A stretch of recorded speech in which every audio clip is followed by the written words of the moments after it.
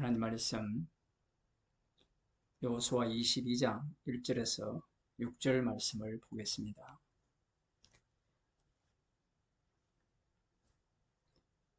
구약성경 352쪽입니다. 화면이 나오지 않더라도 양해 부탁드립니다. 그때 여호수아가 루벤 사람과 갓 사람과 므낫세 반 지파를 불러서 그들에게 이르되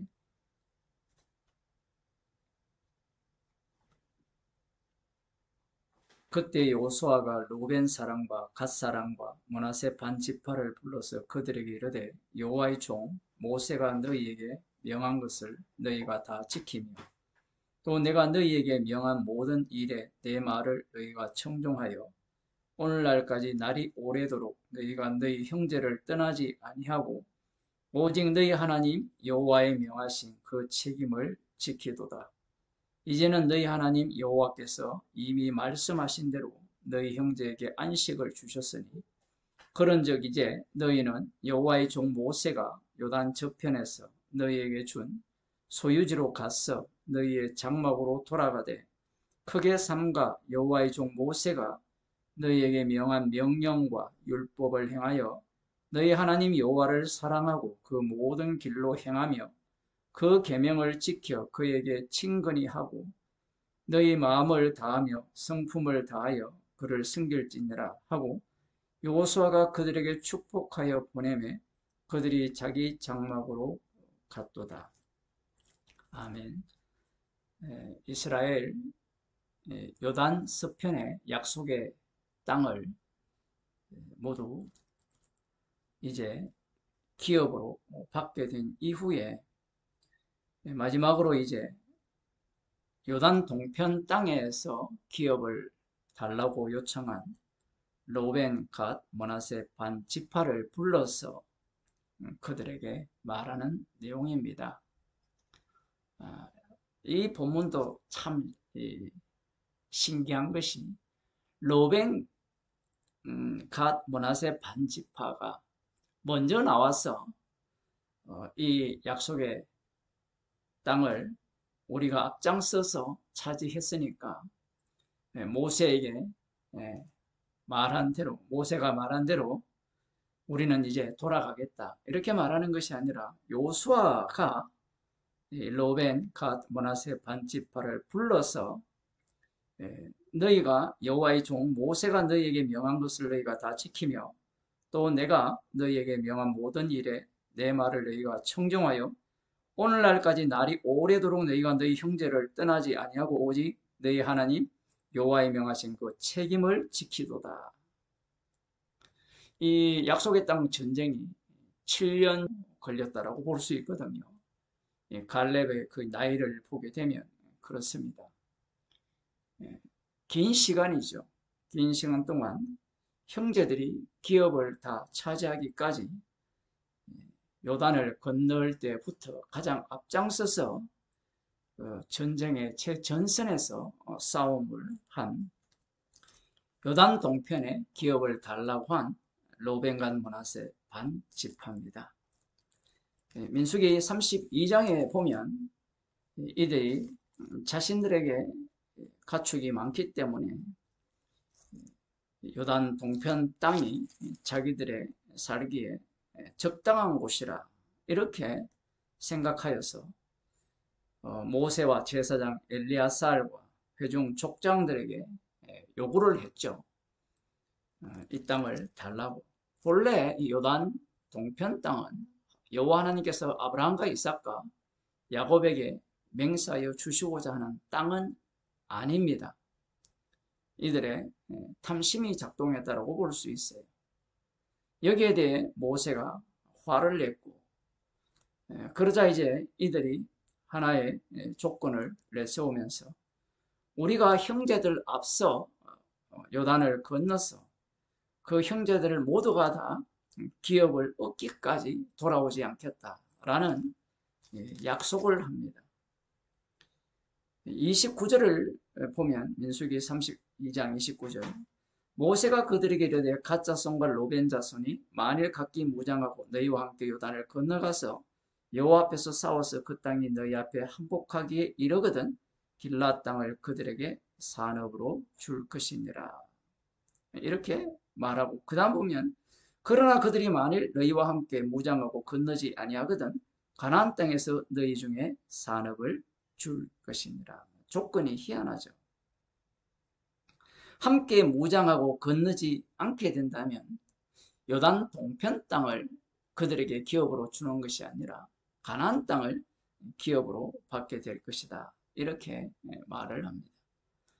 약속대로 이 로벤과 므낫세 반 지파는 요단 서편에 여호와 하나님께서 약속하신 그 약속의 땅을 다 얻기까지 앞장서서 전쟁을 했고 최종적으로 하나님 앞에 그 땅이 돌아오게 되었고 정복하게 되었고 안식을 주셨고 그러한 상황에서 여호수아가 이들을 칭찬을 합니다. 너희들이 청종하여 오늘날까지 날이 오래도록 너희 형제를 떠나지 아니하고 너희 하나님 여호와께서 명하신 책임을 다 지켰다.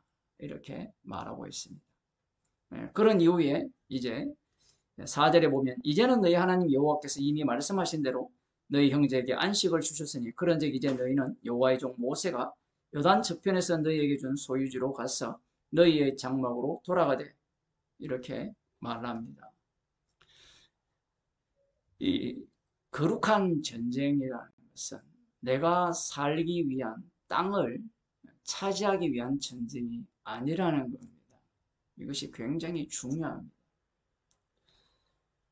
이 로벤과 므낫세 반지파가 약속을 받고 그 기업을 받았을 때 하나의 조건이 걸려지죠.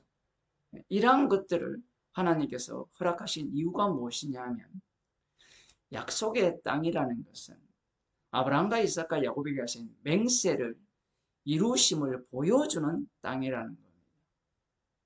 내가 들어가서 내 땅을 차지하여서 행복하게 살기 위한 땅이 아니에요. 그래서 이 로벤과 므낫세 반지파가 여호와께서 안식을 주시기까지 앞장서서 전쟁을 한 겁니다. 우리는 단순히 이렇게 생각할 수 있잖아요. 요단 동편 땅을 얻기 위해서 이들이 이러한 전쟁을 했다. 이렇게 볼 수 있어요. 물론 그렇게도 볼 수 있습니다. 그런데 하나님께서는 그 땅을 기업으로 주셨잖아요. 주신 상황에서 하나님께서는 이 과정을 이 로벤 갓 므낫세 지파에게 부여하심으로 말미암아 땅이 목적이 아니에요. 하나님께서 약속의 땅을 안식을 주셨음을 보여주기 위한 기업이라는 겁니다.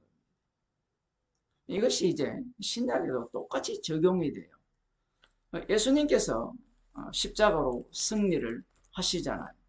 십자가로 승리를 했으면 성령을 받게 되면 구원을 받은 거잖아요.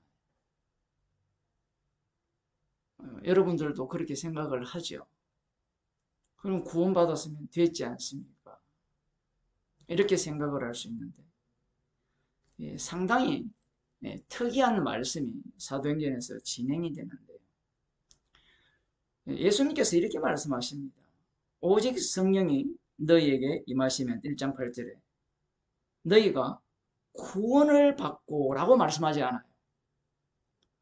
대부분의 사람들은 성경을 읽을 때 구원론으로 읽어요. 이 사복음서를 보게 되면 예수님 앞에 찾아오는 사람들이 구원을 받기 위해서 찾아와요. 그게 바로 이 마태복음 4장이나 여기에 나오는 마귀예요. 그 마귀의 생각을 예수님 주변에 오는 사람들이 요구를 하는 거예요. 물론 이 백부장 같은 경우에는 예수님이 심판조 되심을 전가하는 모습을 보이지만 많은 경우에 개인 구원, 나의 구원을 생각하면서 예수님께 찾아와요. 제자들도 마찬가지죠.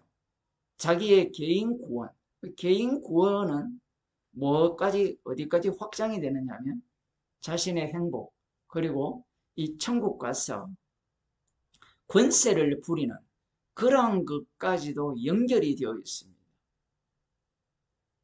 부자 청년의 경우는 부자에다가 영생, 항상 단순히 영생만을 인간은 원하지 않아요. 이 선악과를 먹은 자들은 영생으로 끝날 인간이 아니라 영생에다가 이 땅에서 잘 먹고 잘 사는 것. 제자들 같은 경우에는 구약에 약속된 메시아 왕국에서 왕의 좌우편에 자리에 앉아서 권세를 부리는 그러한 꿈을 꾼 거예요. 많은 사람들이 기독교 2000년 역사가 그래요. 유대교도 마찬가지입니다. 구약도 보면 모든 것이 자기 구원론에 함몰되어 있어요. 선악과를 따먹은 자들은 구원론에 미쳐 있죠. 근데 예수님의 십자가는 인간 구원을 위한 십자가가 아니에요. 물론 성경에 나옵니다. 주 예수를 믿으라. 그리하면 너와 내 집이 구원을 얻으리라. 그런 용어를 해석을 할 때 여러분들이 구약을 해석할 때 십계명을 지키면 구원을 얻습니까? 그렇게 해석을 하지 않잖아요. 십계명은 예수 그리스도를 증거하잖아요. 마찬가지입니다. 주 예수를 믿으라. 그리하면 너와 내 집이 구원을 얻으리라 했을 때 이 구원이라는 것은 예수님을 증거하고 예수님이 주되심을 증거하는 거예요.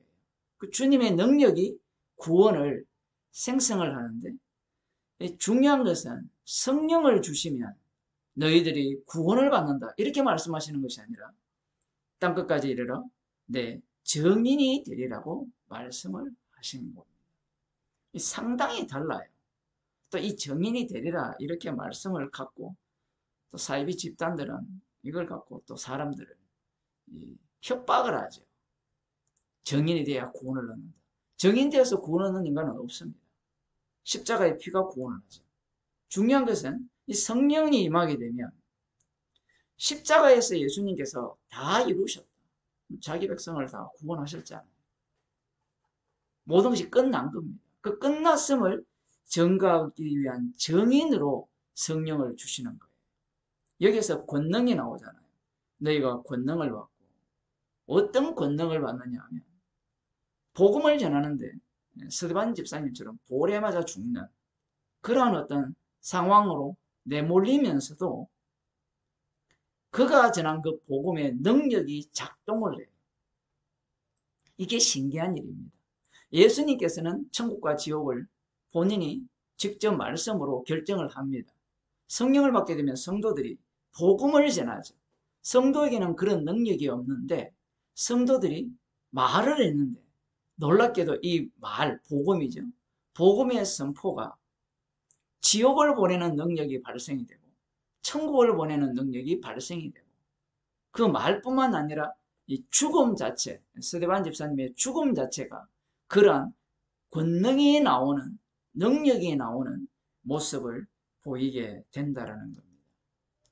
사람들은 성령을 받게 되면 권능을 받는다 이렇게 말씀을 하시니까 이 권능이라는 것을 오해를 해요. 이 권능은요, 이 세상 사람들이 보기에는 아무런 소용없는 권능입니다. 예수님의 십자가가 권능이거든요. 예수님이 죽은 자 살리고 바다 위를 걸을 때, 오병이의 기적을 행할 때는, 이야, 권능 있다. 이렇게 이야기하는데, 그런 권능은 누가 요구하느냐 하면, 마귀가 요구를 하죠. 마태복음 4장에. 성령을 받게 되면, 이 권능을 받고, 이 권능은 놀랍게도 희한해요.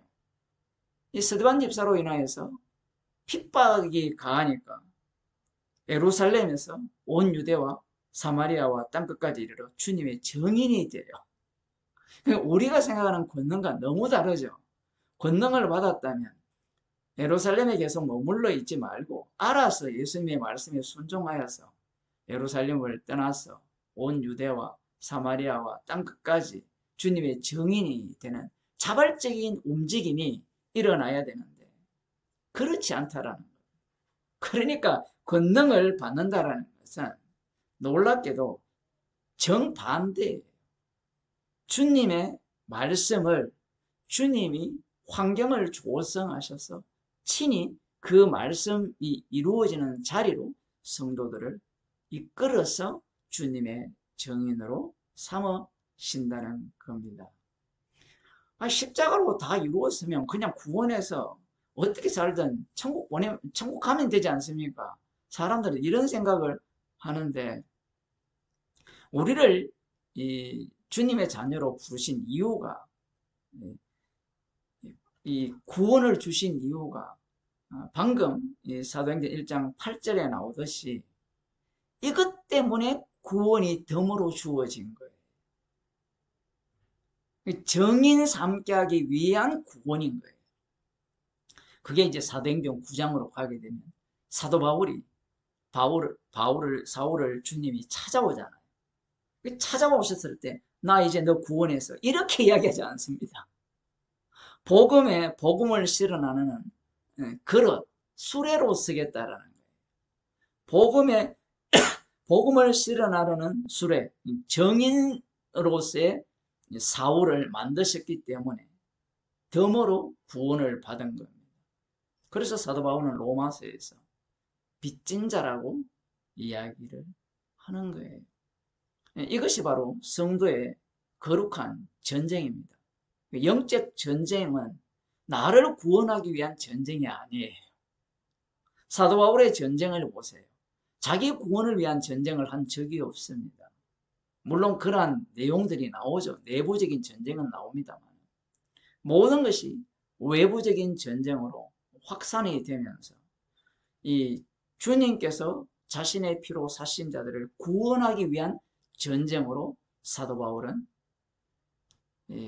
사람들이 볼 때는 쓸데없는 짓을 하는 겁니다. 그래서 조롱을 받는 거예요.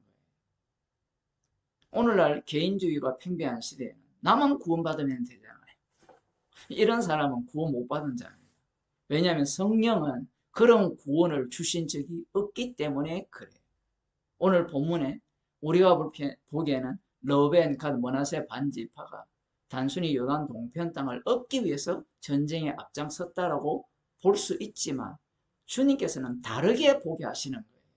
이 전쟁이라는 것은 아브라함과 이삭과 야곱에게 주신 맹세를 보여주기 위한 전쟁이기 때문에 앞장서서 전쟁을 하는 겁니다. 어떤 희생이 치러지는지는 몰라요. 성도들도 마찬가지죠. 십자가의 피로 구원을 받았다라고 할 때 자기 구원 얘기하는 자들은 수상한 거예요. 그 구원을 덤으로 주신 이유는 이 십자가에 정인되게 하기 위한 구원이라는 겁니다. 그래서 십자가에서 다 완료했음에도 불구하고 주님이 홀로 다 구원한다면 우리가 굳이 복음 전할 필요가 있느냐. 그래서 복음을 전하게 하시는 거예요. 왜냐하면 우리는 주님이 자기 피로 자기 백성을 다 구원했다라는 것을 증거하는 증인이기 때문에 그렇습니다. 기도하겠습니다. 하나님 아버지, 십자가에서 홀로 다 이루셨기에 그 전쟁에 저희들을 참여시켜 주셔서 십자가에서 홀로 다 이루신 그 십자가 사건 속으로 우리들을 인도하셔서 주께서 영생 주시기로 작정된 자를 구원하기 위한 도구로 사용해 주심을 감사하는 주의 백성으로 살게 하옵소서. 예수님 이름으로 기도드리옵나이다.